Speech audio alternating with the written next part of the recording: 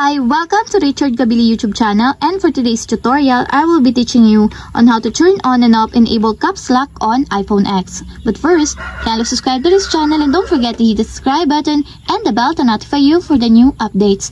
And let's start. Using your iPhone X from your home screen first, go to Settings. Then in the Settings, scroll down and click the General. Then after that in the General, scroll down and click the Keyboard. Then in the keyboard, scroll down and go to all keyboard sections, then find the enable caps locks, and as you will see, there's a switch button on the right side of it. Then all you have to do is just click it to enable until it becomes green.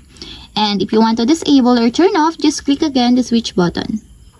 And that's it, we have successfully turned on and off enable caps lock on iPhone X. If you have a question, can comment down below and don't forget to hit the subscribe button and the bell to notify you for the new updates. And thank you for watching!